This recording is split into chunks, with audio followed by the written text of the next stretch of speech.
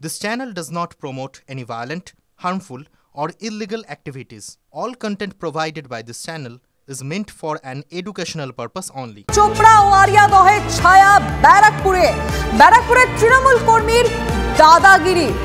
রাতের অন্ধকারে ব্যারাকপুরে রাস্তায় ফেলে যুবককে রড দিয়ে মারধরের অভিযোগ। আর এবার সেই খবরে নজর রাখতে হচ্ছে কাঠগড়ায় দাপুটে তৃণমূল নেতা নওশাদ ও তার ভাই সাদ্দামের বিরুদ্ধে এলাকায় তোলাবাজির অভিযোগ সামনে আসছে। আক্রান্ত যুবক দিলীপ প্রামাণিক সাগর দত্ত মেডিকেল হাসপাতালে ভর্তি রয়েছে।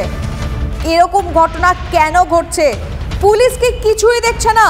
আর বারংবার যেটা প্রশ্ন ওঠে যে এই এলাকাতেই কেন এই ঘটনাগুলো বারবার ঘটে?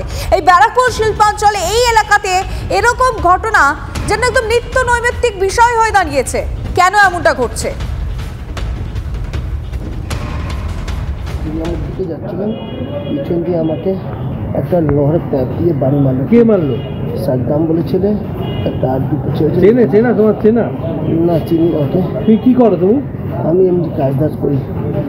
তারপরে ওরা আসছিলাম। কজন মিলে মারলো? তিনজন ছিল। তিনজন মিলে তোমাকে বেধড়ক মারলো? একজন গলা চেপেছে, একজন মাথার বাড়ি মারলো। কেন চেনো ওদেরকে? সাদ্দাম একটু চেনা ছিল। কি নিয়ে গন্ডগোল? কিছু না, জানি না, আমার কি নিয়ে আমি নিজেও জানি না। চোপড়ার জেসিবি, আরিয়াদহের জয়ন্ত সিং, আর ব্যারাকপুরে আমরা দেখছি নওশাদ এবং তার ভাই সাদ্দাম তাদের দাপট এলাকায়। কিন্তু কেন এভাবে আইন হাতে তারা তুলে নেয়? এই রকম ঘটনা তারা কিভাবে ঘটাতে পারে? প্যারালাল গভর্নমেন্ট চলে নাকি? কথা বলবো, অনন্ত চট্টোপাধ্যায় রয়েছেন সঙ্গে। অনন্ত, দেখো, সাদ্দামের এই ঘটনা কিন্তু নতুন নয়। এর আগেও কিন্তু সাদ্দাম এরকম বহু ঘটনা ঘটিয়েছে। তৃণমূল নেতা নওশাদের ভাই সাদ্দাম দাপিয়ে বেড়ায়।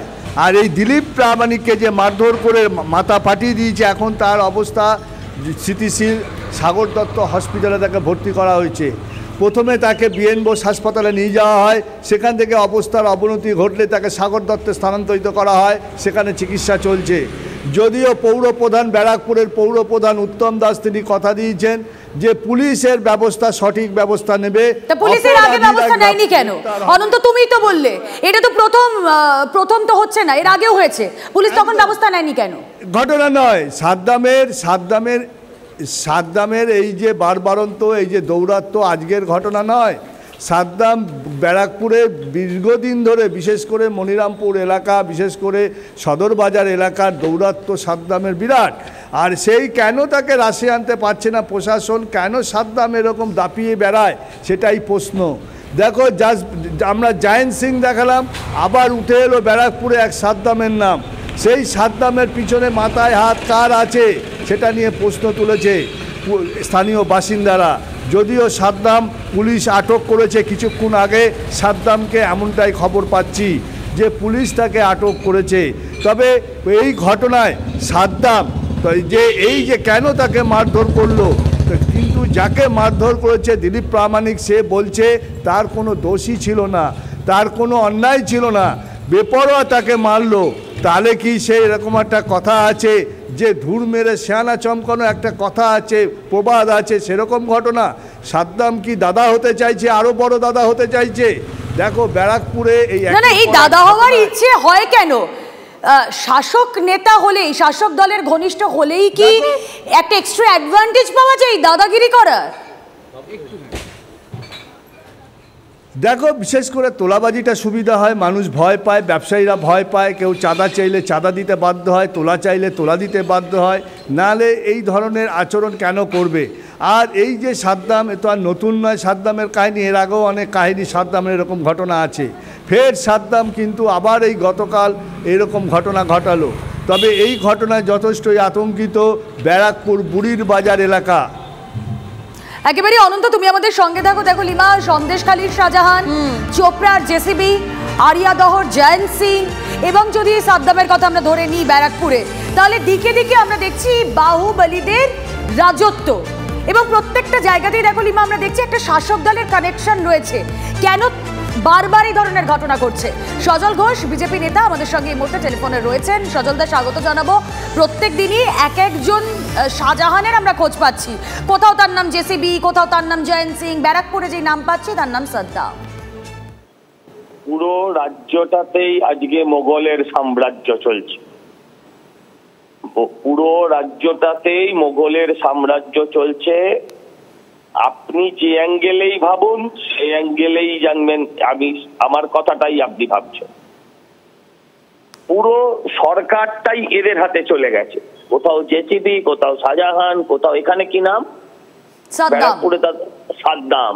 বাহ, তো এদের হাতেই রাজ্য চলছে। এখানে অপর্ণা সেন, এখানে কৌশিক সেন, এখানে ওই কাকে শুভাপ্রসন্ন, এদের দর্শন আপনি পাবেন না। এরা মণিপুর দেখতে পাবে। দেখুন, অপরাধীরা তো অপরাধ করবে, কিন্তু সেই বুদ্ধিজীবী যারা মণিপুর হলেই ক্যান্ডেল মার্চ করতে শুরু করে, তারা আজকে মোমবাতিগুলো কোথায় গুজে রাখলো কে জানে। আজকে তাদের কারোর কোনো দেখা চিহ্ন পাওয়া যাবে না। সজলদা, রাজ্যের প্রধান বিরোধী শক্তি আপনারা কিভাবে কমব্যাট করবেন? আপনারা কিভাবে এর বিরুদ্ধে লড়াই করবেন? যারা মার খাচ্ছে তারা তো আমাদেরই লোক, যারা মার খাচ্ছে তারা আমাদেরই লোক। আমরা চাই এখানে মানে রাষ্ট্রপতি, প্রধানমন্ত্রী তারা হস্তক্ষেপ করুন। সেটা 355 কি 356 কিভাবে হবে আমি জানি না, কিন্তু যারা দিল্লি সামলান তারা শুধু দিল্লির কথা ভাবেন। কিন্তু যারা বাংলায় মার খায়, আমার কাছে বাংলাটাই সবার আগে। আমি বাংলায় কথা বলি, আমার বাংলা আমার ভাষা, বাংলা আমার মায়ের সমান। তো সেই বাংলায় যারা অত্যাচারিত হয় সেই বাংলার মায়েদের বাঁচানোর দায়িত্বটা আমার কাছে প্রথম প্রাইমারি ডিউটি। আমি চাই যে স্বরাষ্ট্র মন্ত্রক হস্তক্ষেপ করুক, রাষ্ট্রপতি হস্তক্ষেপ করুক। নতুন আইন আনা হয়েছে, যদি সম্ভব হয় এই রাজ্যে সেই নতুন আইনের বিশেষ কোনো প্রয়োগ যদি করা যায় তাহলে সেটা। বেশ, অনেক ধন্যবাদ আপনাকে। বিজেপি নেতা সজল ঘোষ ছিলেন আমাদের সঙ্গে। দিকে দিকে একই ঘটনা আমরা দেখতে পাচ্ছি, শুধু নামগুলো বদলে বদলে যাচ্ছে।